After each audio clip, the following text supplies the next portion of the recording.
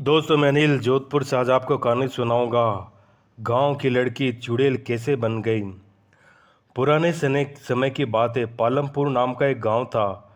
वहाँ पे रमेश नाम का एक आदमी रहता था। उसकी माला नाम की लड़की से नई नई शादी हुई थी। लेकिन हमेशा रमेश माला को बिल्कुल भी पसंद नहीं करता था।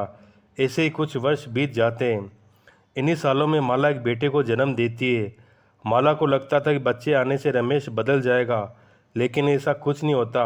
रमेश फिर भी माला को खूब मारता है और बच्चे से भी बिल्कुल प्यार नहीं करता था। रमेश माला को आवाज़ लगाता है, माला कहाँ मर गई, चल बाहर निकल। माला बोली, क्या हुआ? मैं मोनू को सुला रही थी, उसकी तबीयत खराब है। तुझे बस मोनू के बहाने आराम करना होता है। चल जल्दी से अलमारी से पैसे निकाल कर ला। जी, वह तो मोनू की दवाई के पैसे हैं। घर में बस वही पैसे बचे। आप वह पैसे मत लेकर जाओ। तेरी इतनी हिम्मत, मुझसे जुबान लड़ाएगी? बोलना, जाकर पैसे लेकर आ। मैं आपको ये पैसे नहीं दूंगी, चाहे कुछ भी हो जाए। तेरी इतनी हिम्मत, तुझे मैं भी बताता हूँ, देखता हूँ तुम मुझे पैसे कैसे नहीं देती। रमेश अंदर जाकर अलमारी खोलता है और पैसे निकालने लगता है। माला उसको रोकने लगती है। रमेश को माला पर इतना गुस्सा आता है, कोने में पड़े एक डंडे को उठाकर माला को पीटने लगता है। माला कहती है, मुझे मत मारो, छोड़ दो मुझे, छोड़ दो मुझे। रमेश, आज तो तेरा काम ही समाप्त कर दूंगा। वह माला को इतना मारता है कि माला बेहोश हो जाती है। रमेश उसे घर से खींचता हुआ खेत में लेकर जाता है। रास्ते में एक आदमी बोला, अरे रमेश, तुम ये क्या कर रहे हो? पागल हो गए क्या? रमेश कहता है, अगर तू या कोई भी बीच में बोला तो उसकी भी डंडे से मार मार कर ऐसी हालत कर दूंगा। वह आदमी बोलता है, अब तो कुछ बोलना भी अपराध है। एक औरत बोली, अरे भैया, आजकल किसी के घर के मामलों में बोलना नहीं चाहिए। जो हो रहा है वो होने दो। रमेश माला को खेत में फेंक आता है और गांव का कोई भी व्यक्ति उसे कुछ नहीं कहता।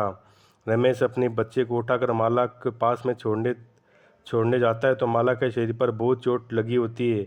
शरीर से खून बह रहा होता है। उसका बीमार बच्चा उसके बगल में पड़ा रो रहा होता है। कुछ ही देर में वहाँ पर खून की खुशबू से चील आकर इकट्ठा हो जाते हैं और माला के शरीर को नोच नोच कर खाने लगते हैं और माला मर जाती है।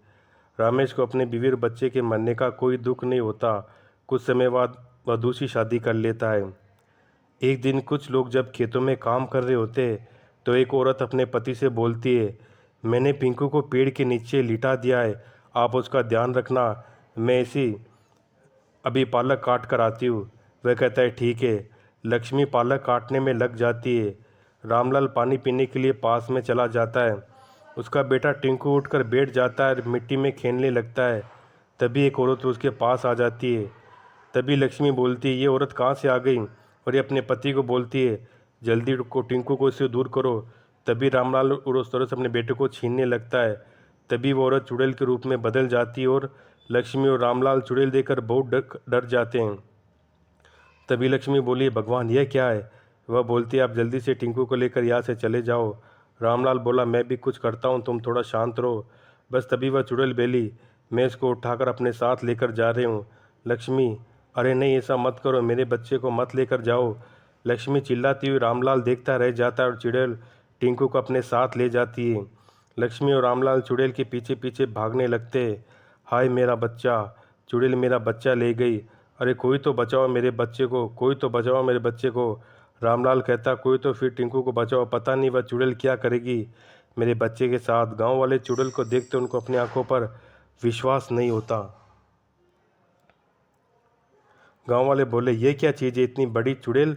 ऐसी चुड़ैल तो हमने कभी नहीं देखी। और यह तो रामलाल के बच्चे को लेकर पता नहीं कहाँ जा रही है। भगवान ही बचाए अब इस बच्चे को। चुड़ैल टिंकू को लेकर पता नहीं कहाँ गायब हो जाती है और कोई कुछ नहीं कर पाता। पूरे गांव में चुड़ैल की खबर फैल जाती है। सब लोगों में डर बैठ जाता है, कहीं ये चुड़ैल दोबारा ना आ जाए। अगले दिन चुड़ैल वापस आती है। एक छोटा बच्चा अपने घर के आंगन में चारपाई पर लेटा होता है। तो वह दोबारा जाती है और चुड़ैल की आवाज़ सुनकर उसकी दादी बाहर आती है। दादी बात बोलती है, अरे चुड़ैल आ गई, अब यह चुड़ैल मेरे पोते को ले जाएगी, कोई बचाओ मेरे पोते को। वह इतनी बुजुर्ग होती है कि जब तक वह अपने पोते को उठाने उसके पास आती है, चुड़ैल उसके पोते को लेकर वहाँ से रफू चक्कर हो जाती है। उस चुड़ैल के डर से गांव वाले बहुत डर जाते हैं।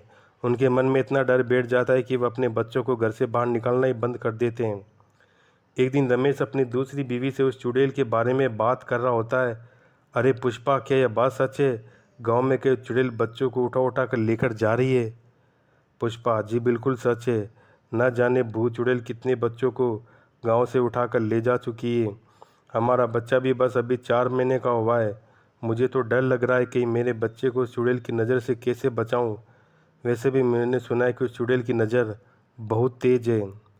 रमेश, अरे पुष्पा, तुम चिंता मत करो, मैं हूं ना। मेरे रोते हुए मेरे बच्चे को कोई चुड़ैल छू भी नहीं सकती। रमेश अपनी बीवी और अपने बच्चे के साथ छत पर बैठा होता है। अचानक चुड़ैल उसके बच्चे के पास आकर बैठ जाती है। पुष्पा बोलती है कि ये चुड़ैल कहाँ से आ गई?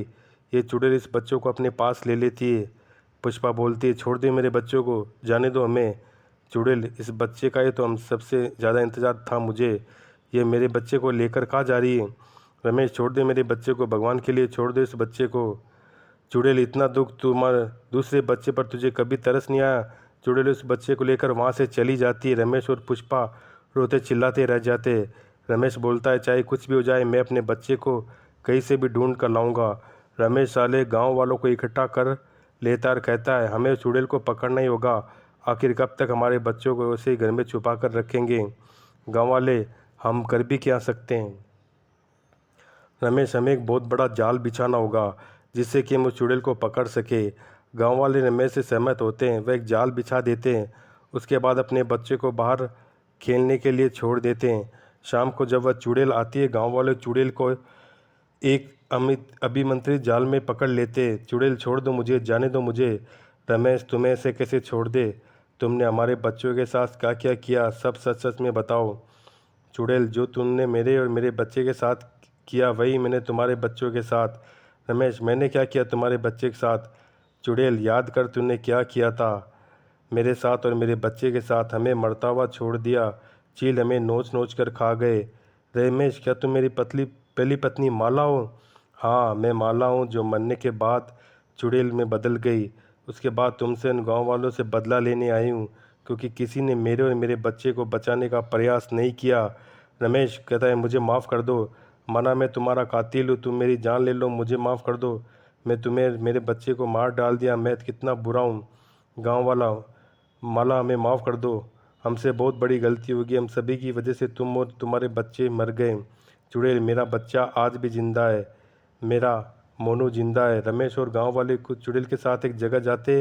वहाँ सारे बच्चे खुशी से खेल रहे होते। चुड़ैल, मैंने किसी बच्चे को नहीं मारा, मैं बस तुम सबको सबक सिखाना चाहती थी। वो देखो हमारा बच्चा मोनू। रमेश रोता हुआ मोनू को गले लगा लेता है। बाकी सब अपने बच्चे को देखकर बहुत रोते हैं। पुष्पा बोलती है, अब आपकी गलती सुधारने का समय आ गया है। हम मोनू को अपने साथ रखेंगे और दोनों बच्चों को एक समान प्यार देंगे। इन सबको सबक सिखाने के लिए चुड़ैल वहाँ से चली जाती है। तो दोस्तों, आज के लिए इतना ही। तब तक के लिए धन्यवाद।